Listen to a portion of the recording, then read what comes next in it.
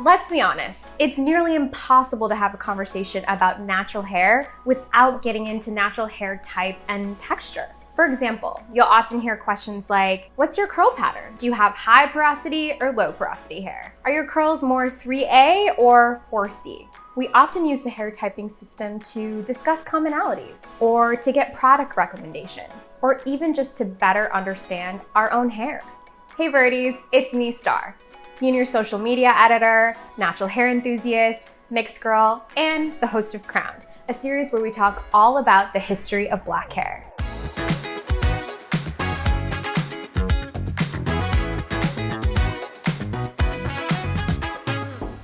Today, we're covering hair typing systems, which is the increasingly popular method of categorizing hair by existence, shape, density, porosity, fineness, and tightness of a curl. I know I first became acquainted with this concept when I was transitioning from relaxed to natural hair. At the time, I had no idea what my natural hair texture was like because I had been straightening my hair or getting relaxers for as long as I'd been taking care of it myself. And then later in my natural hair journey, I used the Andre Walker hair typing system, which we'll get into later.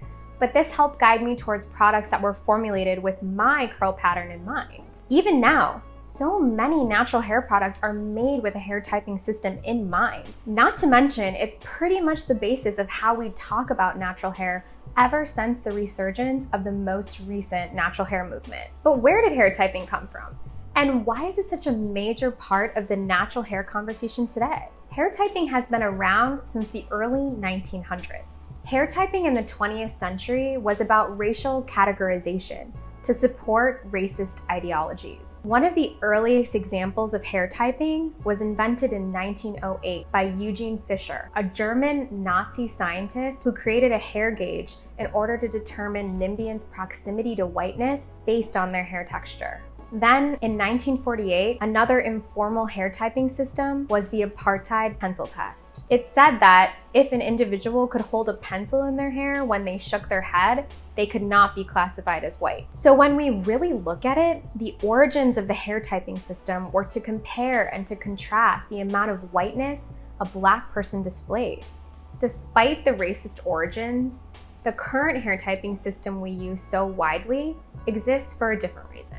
The current hair typing system we use today, also known as the hair chart, all started in the 1990s on the Oprah Winfrey Show. Oprah's then and current hairstylist, Andre Walker, initially created this system to market his hair products. But eventually it was widely adopted, and it's still the same hair chart we use today. Initially, the Walker hair typing system divided hair into straight, wavy, curly, and coily. But over time, subtypes were added. And don't worry, we're gonna cover the whole system. But first, it's important to note that this hair typing system has been widely critiqued for favoring looser curls over kinkier and coilier textures. With that in mind, let's get into it.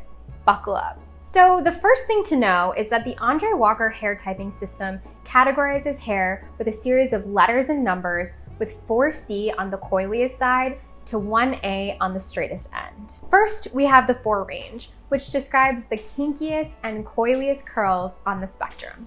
4A hair has a very defined coil with an O-shaped pattern. 4B hair is kinky coily, with a less defined coil and a more Z-shaped curl. 4C is defined as kinky coily with a tight coil. It almost has no visible kink pattern unless seen from up close. The 3 range is where things get a little more curly. 3A describes hair with loose curls that are thick and full with a definite curl pattern.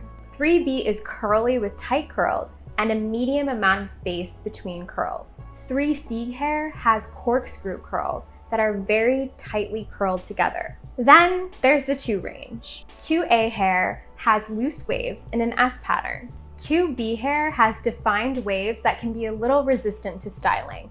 It also has more of a defined S pattern. 2C has wider waves and is said to be resistant to styling. Then the 1 range describes the straightest hair on the spectrum. 1A is straight, fine, very soft, and tends to be hard to hold a curl, but it also is hard to damage. 1B hair is straight, has a medium texture, and tends to be more full. 1C is straight, has a coarse texture, and is hard to curl. And that's the end of the chart. Hair types help to predict and describe how different chemicals and processes might interact with hair. This system also helps us set expectations surrounding hair health, but it's important not to conflate hair type with hair health. According to the founder of Spoken Wheel Salon, John Raymond, the way that we understand hair health is by three things: elasticity, porosity, and plasticity. The less porous the hair, the more healthy. So think about a sponge that has all these holes. It's not very strong. The less porous, the stronger the hair is. Plasticity is the ability for hair to retain its shape. For example, when 4C or 4B hair is compromised by heat damage, it won't immediately revert back to itself. Elasticity is hair's ability to revert back to its natural shape after it's been pulled on when wet or dry. We know if hair is healthy based on those three things. I know it's a lot, but honestly, this hair typing system isn't in-depth enough. Only typing hair by shape in our current system leaves out texture. And although hair typing is widely used and accepted as the way to talk about natural hair, it has also been critiqued for favoring textures like 3A and 3C over 4A and 4C, which is also known as texturism. There also tends to be more information about 2B to 3C hair rather than 4A to 4C. Even the way we speak about different hair textures is inherently based on the idea that Afro-textured hair is lesser. Texturism is still extremely prevalent today and was famously displayed when child celebrity Blue Ivy was bullied by adult celebrities for having kinky hair. On the converse, child celebrity Northwest was praised for her looser curl texture and was considered a natural hair icon. It's also a sad example about how some mixed kids are fetishized for having looser hair textures. Let's get into the facts. Texturism is the discrimination of kinky Afro-textured hair in favor of those with smoother and looser textures. But let's get back to the hair typing system. While it can be helpful and a great jumping off point to understand your hair type and texture, it's also important to realize that categorizing hair types, especially Afro-textured hair in the 4 range, can be extremely restrictive and limiting. All types and textures deserve praise and acknowledgement, but it was only very recently that black hair has been embraced the same way that straight hair always was. But let's not forget, in many spaces, we still aren't able to wear our natural hair textures the way that looser hair types on the spectrum are. But that's a whole other episode. Despite the institutional disregard for black hair, embracing our natural hair is something we should all be able to do.